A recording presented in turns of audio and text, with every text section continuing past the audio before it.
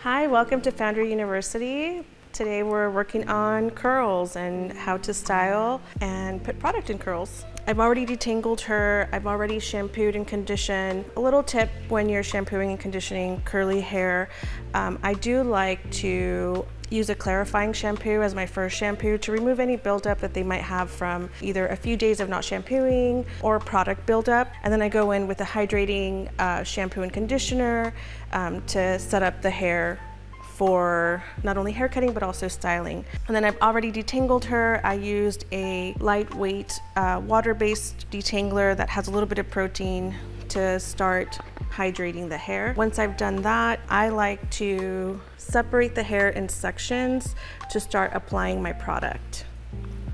While you are applying product to the hair, make sure that the hair is 100% wet. It does not absorb any product once it starts to dry.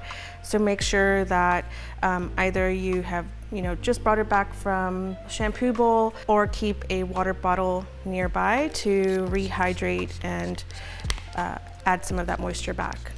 Right now I am just adding a style prep, and this is going to get the hair ready to receive all of the hydrating and moisturizing either cream or lotion that you use, making sure that you 100% saturate the hair from roots to ends is really important. And do not feel like it's too much. Like if it starts to look a little bit white in the hair, it's okay. Curly hair just tends to be dry naturally, so applying all that moisture helps to keep it hydrated and moisturized as they wear it for the next 1 to 2 or 3 days. And then I bring back my second section. I like to work in sections. It really helps make sure that you evenly distribute product. Okay, so I'm using the Aveda Be Curly Advanced Styling Cream, and this is a very hydrating and moisturizing product. It has cocoon butter, which delivers that hydration, softness, and the moisture into the hair. And you're gonna work through the rest of the head, making sure all the way through that you're applying an even amount of product from roots to ends. And once you start to hear that squishy sound in the hair, that's what you want to hear. You want to see it, you want to feel it, and also, it'll start to come through your fingers.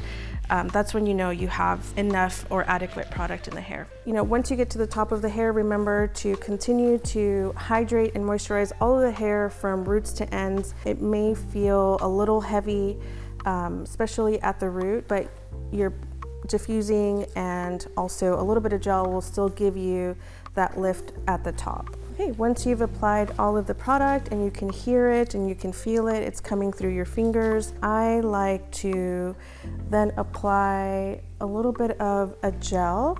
And what that does, it just gives you a little bit of hold without the crunchy feeling, depending on the texture of hair that you're working with. So if you're working with hair that that's a little bit thicker, that you feel that you need more hold, definitely use more gel. Her hair is a little bit finer, so I'm using just a small amount of gel throughout the whole head to give her some hold, but not necessarily that crunch or too heavy of a feel that will weigh her hair down. All right, now that I've applied all of the product, I'm gonna go back and section the hair.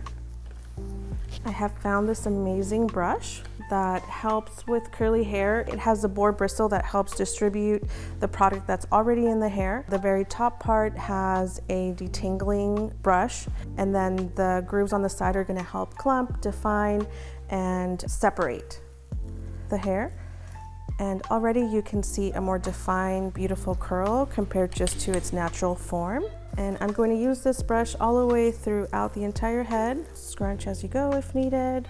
And this is going to give you a really nice finish. On the sides, I do like to come at an angle with the brush, moving forward towards her face and crunching up. With curly hair, you can never put too much product. It will definitely absorb it. What I like about this brush is that you'll get to see the lift from the root at the scalp. Normally, our curl pattern does tend to lay flat at the scalp, but that brush actually helps bring that out. So continue to do this throughout the rest of the head. At the top, I do like to bring all of the hair back to give you that lift and body and volume. As you're going through the top of the head, make sure that you are really putting the hair into the brush, rolling it up towards the top, and also still making sure that all of the hair is going through the brush and kind of placing it where you want to see it. This will ensure that you'll get a nice big full diffuse once you're done diffusing. Once you're at the top, create that mohawk section at the top of the head. Finish the sides with just making sure that you still lift to give you lift at the root. And then as far as your mohawk section, you're going to bring it back. Every section, no matter what side of the head they part, always bring it just towards the back.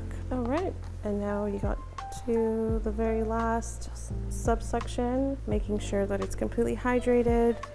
There's enough product in the hair. At this point, you can add more product if you feel like it's starting to look a little bit dry. Spraying it with some water, or also adding some more of the cream-based product will kind of hydrate those back and clump them back into the hair.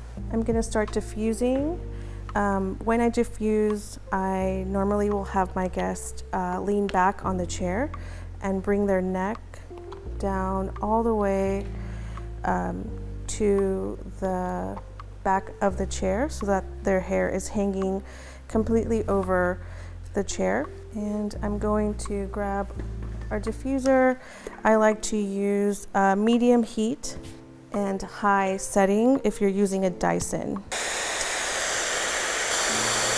And once you've done that, and all of the back is almost dry, about 80%, 85% dry, you're going to have your guests sit back up and have them flip the opposite way. So their head now will be coming forward, and this will give you the ability to dry all of the hair at the root and diffuse once again until it's 100% dry. I'm gonna go ahead and finish blow drying and I'll show you the finished look.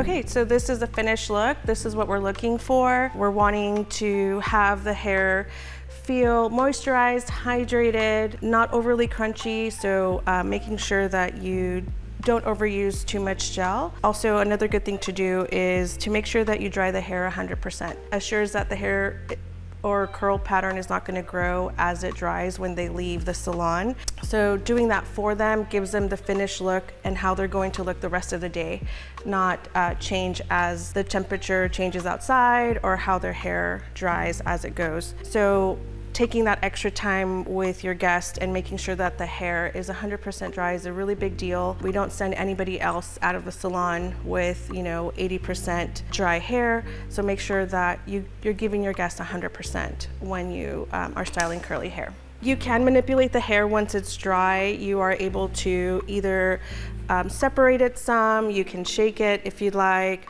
A lot of people do like to bring their head upside down and bring your hands inside and shake the curl out to break a little bit of that cast.